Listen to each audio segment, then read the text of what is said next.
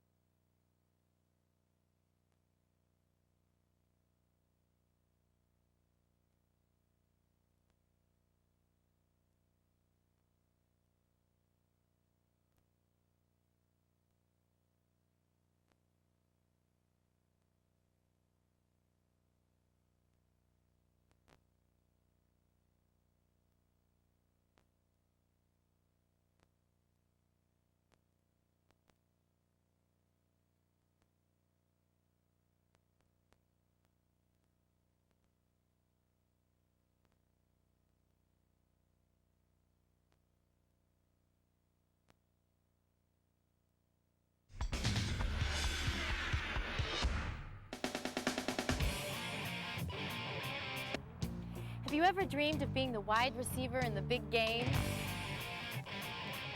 Going out for the pass and making that winning catch? Well, our Total Rush team, Charles Gayton, doesn't dream of catching balls. His goal is to make sure that wide receivers' dreams don't come true. You see, Charles is a cornerback, which means he defends against the wide receiver. And Charles figured he learned how to defend against Tim Brown, one of the NFL's best receivers. He could defend against anybody. So Charles, how did you get interested and involved in football? I got involved in it through a karate tournament. The coach's wife was fighting in it and we was fighting together. So she introduced us and he saw that I'd probably be a pretty good student to teach some skills on football in. And I've always wanted to play it, so I figured I'd just give it a shot. So what are your goals with it? Well, one of my big goals is to at least make it to a college. What college are you interested in going to? I like to go to Washington State. They had a couple of good championships back to back. Oh, cool. Well, the position that you play, is that like your favorite position? My favorite position, I think, would be like fullback. I played fullback and tailback at JV level, and like it was just totally fun. I loved it, and I don't know, playing tailback to me was like a stimulant for playing defense, because once I played tailback, I'd be, oh yeah, now I go get to hit somebody, you know, pay them back. Like, you got me last time, so it's your turn. Yeah, you know what? What does it feel like to crash into another player? Pain. It's like, it depends on where you get hit. If you get hit, like, when you hear the clanging noise, that's normally because of the pads. You'll hear the pads clashing together. Do you think it would be good to improve your own position by playing against someone who is really good at the opposite position? Exactly. It's like, whenever you practice, what they'll do is they'll put the starting defense out there and they'll throw it together in offense and run the other team's patterns and plays. That way, to get better at it and be familiar at it when it comes up during game time. Well, Tim Brown's here today. Is he? Yeah. I think that'd be pretty cool to learn to play opposite of him. Yeah. You can learn from him, huh? Yeah. I'd say. Yeah, one of the best. Tim Brown signed with the Raiders in 1989 and is a vital part of the offensive team. He is one of the league's top receivers with over 316 receptions and 37 touchdowns so far in his professional career, a performance which has earned him 2 consecutive starts in the Pro Bowl. I think Charles has some questions that he'd like to ask you. Yeah. How did you feel about winning the Heisman Award at Notre Dame? Well, you know, when I won the Heisman, I had no idea how it was going to change my life. But since winning that award, it's like everywhere I go, I'm no longer Tim Brown. I'm Heisman Trophy winner Tim Brown. And it seems like when I go to my mom's house and I see that trophy sitting up in the curio cabinet, you know, I have to double take at it sometimes because it's hard to believe that I really won it. What was the hardest hit that you've taken and who's giving it to you? I think the hardest hit I ever took was, fortunately, my rookie year. And that was against Ronnie Lott. And I say fortunately because I haven't taken a hard hit since that time. But Ronnie Lott got me. And I tried to run a little seam route up the middle, and the ball was coming, and he was coming, and it was man or mouse. And I tried to be a man, but I ended up being a mouse anyway. But so Ronnie got me pretty good. The bigger the guys are, the harder they can hit. So. What are the weaknesses that you look for in DB? I look for a guy who talks a lot, number one, because you can always tell a guy who's scared. If he's out there talking a lot of noise to you, that means he's afraid of you and he's trying to cover up something by talking. But and second of all, you look and see. I look at a guy's feet. If they have real big feet, then they can't make quick moves. You know, maybe that's my own philosophy, but it seems to work. So are there some things that you can show Charles? Let's run some routes.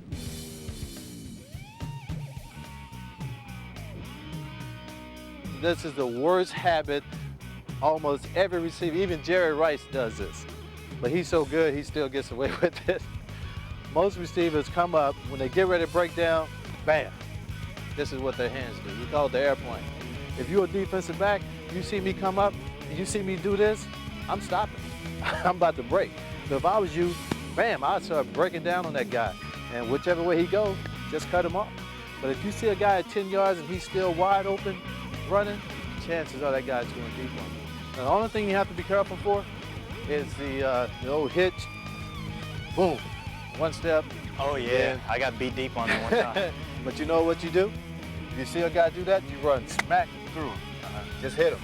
Because you'd rather get that pass interference than give up that touchdown. Right. So, you know, if you use that, you know, hopefully by the time you get to the league, I'll be gone, so I don't have to worry about you. Tim Brown sets a perfect example. You must first believe in yourself. Then, as long as you give 100%, the accolades will come and so will success. Class of 2002. Wow, in the NFL. Well, Tim, thank you so much. Well, thank this you has guys. been a great day. Well, this has been a lot of fun for me too. I hope I taught you something here, Charles, and I wish you a lot of success, man. Thank you. There you go. That's for you. Thanks.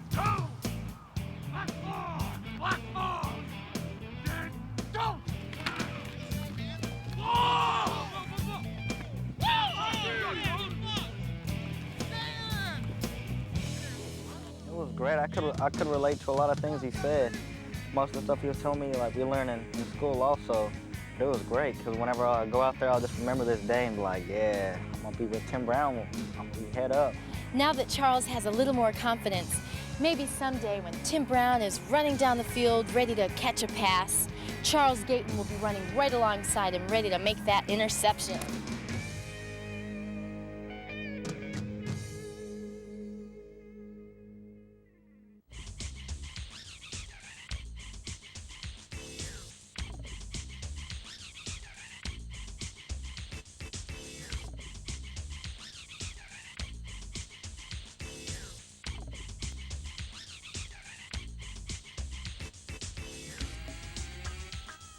Coming up, hang on for the ride of your life with downhill mountain biker Mike King. A lot of times, the fastest rider is not the fastest guy down the hill, but the smartest guy.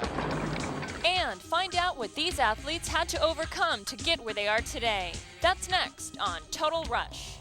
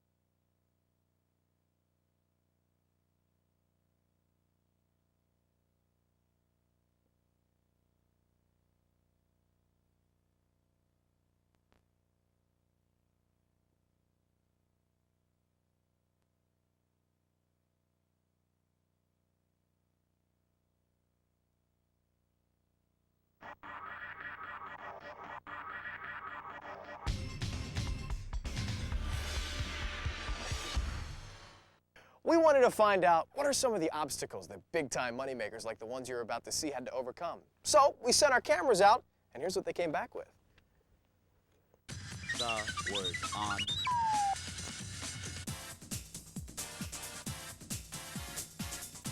I'm not a very big person. I'm 5'8", about 160, and people were constantly telling me that, you know, you're not big enough, you're not strong enough, and that was the biggest hurdle that I had to always show people, that even though I was small, I had a big heart, and I was going to work as hard or harder than anyone else. And when I went out there and showed them that I could do it, they couldn't turn me down. I never allowed myself a chance for failure, and I had to win, and it drives you down after a while, as opposed to just going out there, having a ton of fun, letting your play speak for itself, and not worrying about all the circumstances. I got into paintball at a real young age. I was 14, and when you're 14 years old, it's you have a lot of transportation problems, financial problems, but you know, if you devote yourself to it, like I said before, you can accomplish anything, and that was the biggest thing that I had to overcome. Learning how to deal with failure, because doing what we do, we're going to fail an awful lot of the time, and it's how you look at that and rebound from that that's going to make you successful. You're out there, you're running the street at night, people try to introduce you to smoking and drinking and even crime. I mean, you don't even know that they're wrong until you find yourself in a jailhouse. So the major obstacle that I had to overcome was ignorance, and thank God I was able to do it. You guys got it? Good. When we come back, we're gonna go biking with the king of the mountain. It's gonna be sweet. That's right. Next up, mountain biker Mike King gives us a no-holds-barred training session. That's coming up on Total Rush.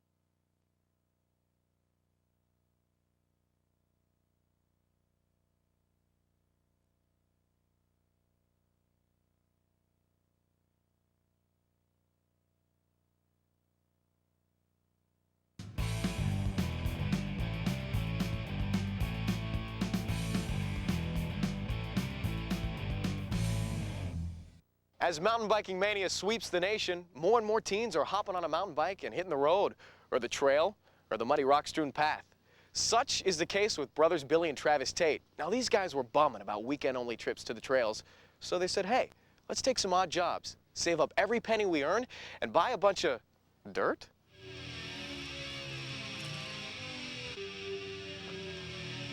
I'm Travis Tate. I live in Palo, California. I'm 14 years old, and I like to ride mountain bikes. My name is Billy Tate. I love to ride mountain bikes, and I'm 17 years old. We kind of got bored with the trails we've been riding on, and so what we did is we brought in some dirt, and we started making jumps. We saved our money through like odd man jobs and birthday money and Christmas money. First time we got some dirt, we got kind of the wrong dirt. And when we had that big rain season, it washed a lot of it away, so we basically saved up more and brought some more dirt in. It's a lot of fun. You know, we get home, go out in the backyard, do a little jumping, then go for a ride maybe and come back and mess around. It's pretty fun.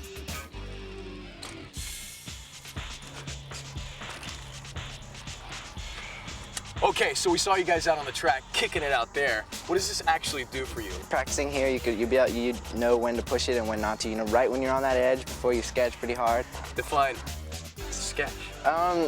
It's probably another word for like falling, you know, getting hurt, maybe breaking a few bones or something like that. Is that in Webster's dictionary? So now this course right here serves as what? Sort of a practice field? Yeah, you know, a fun technical thing. You know, the jumps aren't real big, but they're fun. Okay, now coming down here, you have a choice of 3 jumps or 4 jumps, depending on how you look at it. Right. Basically, before you even come down here, you obviously want to know what jump you want to do.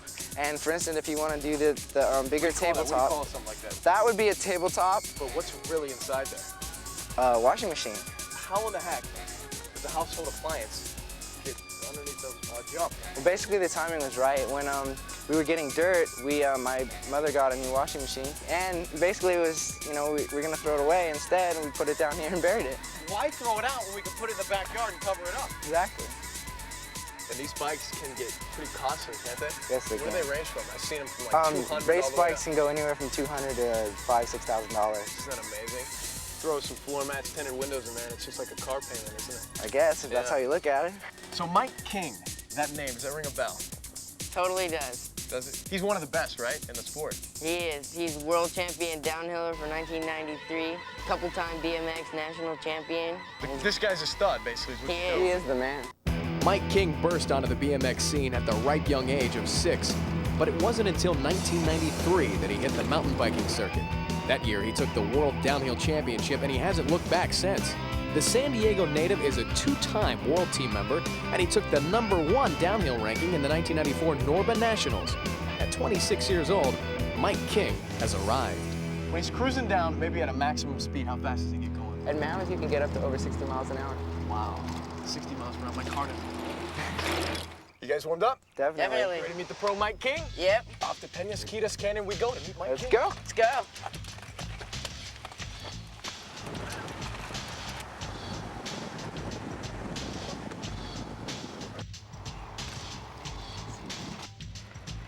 Mike's out hanging out here. I know he is. Timing. What's up, man? Hey. How's it going? I'm Ryan. Hey, Ryan. Nice to meet you, Mike. Just some of my buddies here, Travis and Billy. Billy. Hey, Billy. Nice to meet you. Hey, Travis. Travis. So, guys, ask away. Anything you want to know from the pro right here. How do you get so fast? Well, a lot of it's, you know, being fit and staying strong. I like to ride my road bike, you know, from 3 to 4 hours. And I just come out here and ride the trails. I think the best thing for training is just to stay on your bike and learn how to ride it. All right, cool then. Let's hit the trail. What do you say? Yeah, sounds good. Let's go for it. What do you have on there? I just have one big ring. Is it 48? Yeah, 48, 28. That's what's on this stupid. Oh my God. So, Mike, when you go to a race, what type of preparation is involved when you actually get out there?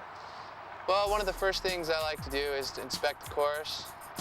Either go up the chairlift or try to hitch a ride to the top of the course and just walk down and kind of look at everything, look at where the hot line is, maybe look at a line that no one's taken that might be actually faster. I like to get there maybe 3 or 4 days before the event and just kind of mentally you know, look at the course and try to remember it each night and just think of places where I'm probably going to be faster than the other riders. You know, before runs, I'm so nervous a lot of the times. How do you shake that? Or does it just come by experience, or? A little bit of both, a little bit of experience, and a lot of times a lot of people make mistakes because they're so aggressive, and a lot of times the fastest rider is not the fastest guy down the hill, but the smartest guy, and being able to carry his weight and his momentum through different sections.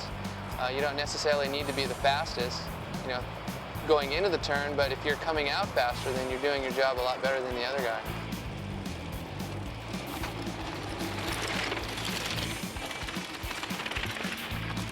So, Mike, what are the 3 most important things to become a pro? Well, one of the most important things is your base fitness. During the winter months, spend a lot of time on your bike and, you know, build that base fitness up. Spend a lot of times keeping your heart rate up. The second thing would probably be to be on really good equipment. Right now, downhilling is expanding and the speeds that we're going are a lot faster, and a lot of our equipment's starting to break. So to make sure you're on the proper equipment is a real bonus. And the third thing was probably to know your limits. Don't go overboard, don't go over the edge, and be a student of the sport. What advice would you give to teens who want to make that step from the amateur level to being one of the best? I think the best way to pursue a career from amateur to pro would be to be patient and listen to the pros. They have a lot of good advice. Don't necessarily try to go out there and you know, be the kamikaze haunch and just go full out, because that's how people get hurt. There you have it, a day in the life of the Tate brothers' dream. How was it, guys? That's great. Mike King, thank you so much for hanging out at Total Rush. We really appreciate it. Thanks a lot. It was a lot of fun. You guys, take off. Do what you do best.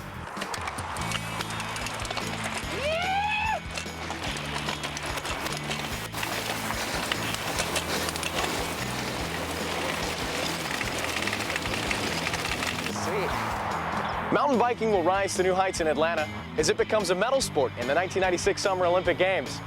Further downhill in the year 2000, the Tate brothers plan to bring home the gold. It's time again for another Rushoid.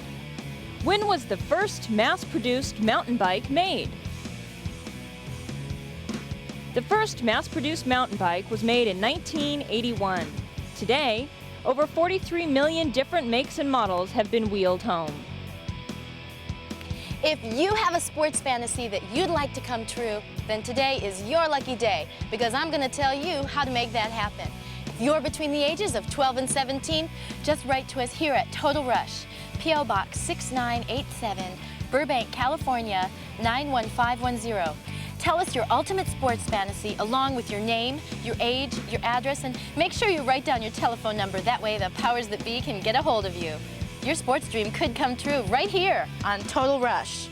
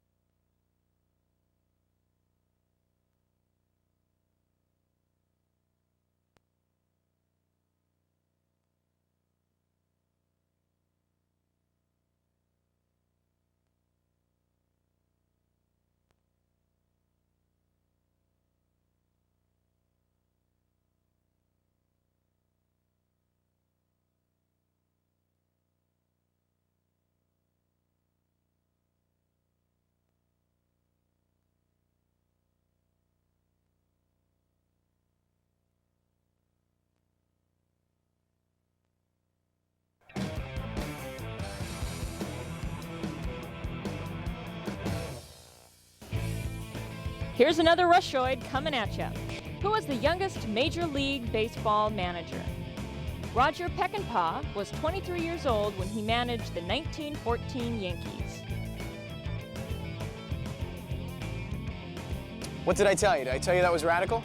Yeah, well, I didn't see you on any of those bikes there, Ryan. Well, you see, there's a logical reason. Because I was doing the cameraman that day. Hey, do you think that's true, what he said about big feet? Well, I think that Tim Brown knows just a little about football, don't you think? I guess so. Hey, we'll see you next time on another exciting, action-packed, thrilling, adventuresome episode of Total Rush. Goodbye. Later. Next time on Total Rush. Oh, where'd I go? We're Hoist off the winner, to the lost a races leg. as announcer Trevor Teach all came Denman as gives our Dalivant. team the Kinda inside look at track it. on how to French call a name, horse Dalivant. race. It's got some of the colors of the French flag in it. So French horse, Dalivant. And that's how I get them in my head. How you do them is a whole different story, but that's how I would do them. Let's take them to the gate now and we'll load them in and see what you can do with it. Then we'll go underground Here we go. for an exclusive tour of Dodger Stadium with first baseman Eric Karros. The locker's in there. You guys get to pick or draw straws? No, we just get your uniform hung up and you just hope it's hanging up in this clubhouse and not somewhere in Albuquerque. That's next time on Total Rush.